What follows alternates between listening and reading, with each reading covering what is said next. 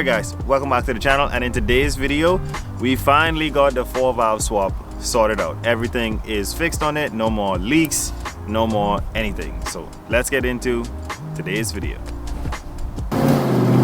Alright, so for the most part we're just driving it now to see if we fixed all our issues with the crank pulley.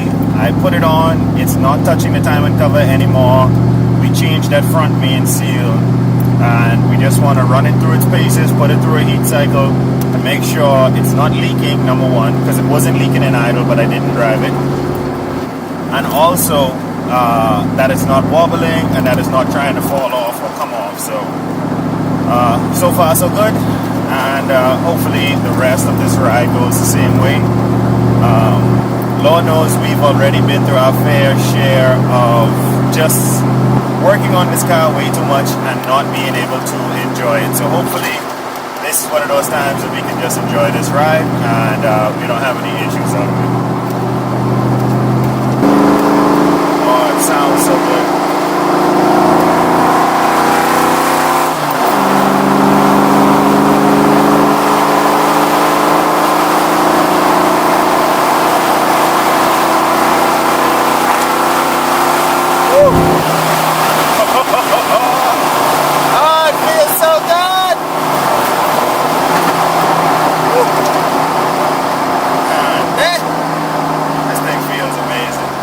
This car has felt in a super long time, hands down.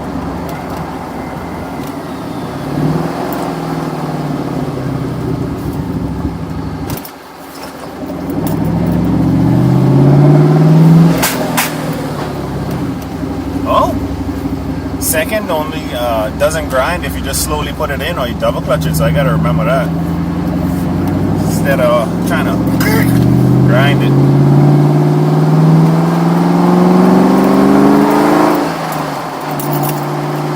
As of right now, I think I have about 42 miles on the build, and as you can see, we can't stop working on it. We're working on it constantly, and hopefully we've just arrived at the point to where we can just drive this thing now instead of having to worry about it so much.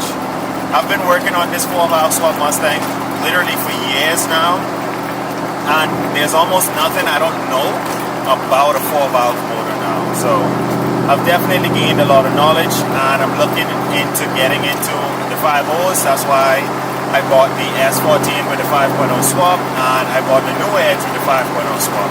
I've done 5.0 stuff in the past, but I definitely want to get into taking the motor apart, building it, and with us just finding out that the new Edge swap that has the supercharger or the procharger on it, that motor is hurt, so now we have the opportunity to take it apart and rebuild it and make sure that thing has proper compression. But for right now, the builds on the channel are only going to get better. We're going to be putting that 5.0 back in the S14.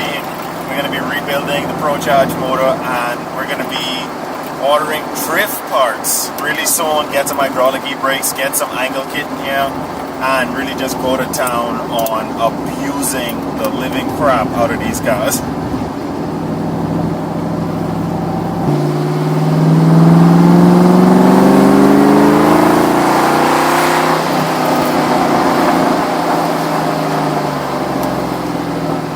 I still do see a light puff of smoke behind it when I take it up into the RPM, but it doesn't appear to be oil. It almost, I think it's dumping fuel.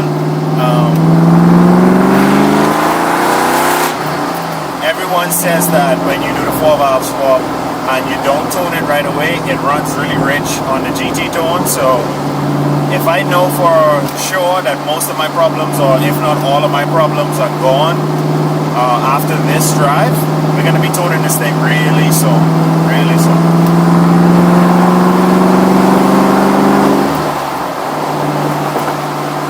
Got about 4 miles on it now.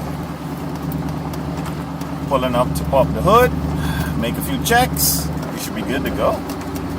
Alright guys, so as you all know, we had a issue with this crank pulley. So now it's on properly, it's not touching the timing cover.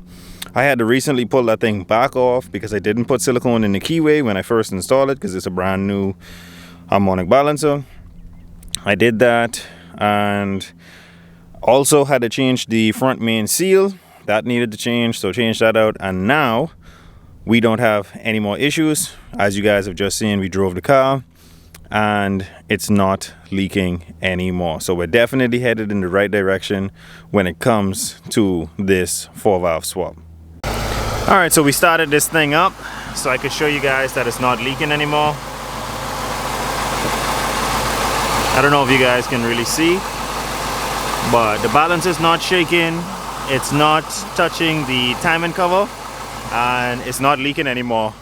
As far as I can see, the thing has a little miss, but the plugs are definitely gonna be fouled out because I haven't put brand new plugs in this thing since I rebuilt it. These are actually the same old plugs that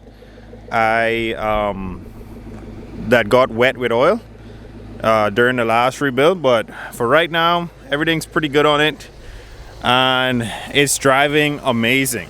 I'm not having any issue out of it, other than I think it's running a bit rich because we're still on the Mustang GT tune. So we need to get this thing tuned, and then we should be good to go. All right guys, so we can definitely say that the 4-valve swap is definitely getting over the hump to the point where we're gonna be able to drive it, we're gonna be able to beat on it, we're gonna be able to race it, drift it, do what we want to do with it, because it's definitely coming together solid. I think the next upgrade is going to be an alternator, because I don't want to have to start it and then rev it to get my alternator to start charging. I need to get rid of that alternator. This is an alternator from an 03 Marauder, and the computer used to control it, and now I need to get an older, I think 96 Cobra alternator, just put it on, and I think it's 1 wire constant positive, 1 wire 12-volt key on, and we should be good to go for charging from there. But this was definitely a short but much needed update, and something that should be celebrated because it's taken such a long time to get here, and we're finally to a point where we're driving this thing on a regular basis. So I'm super happy for that. Thank you guys so much for watching. Make sure to like, share, and subscribe. Always remember, don't drift without your dreams, and I'll catch you guys on the next one.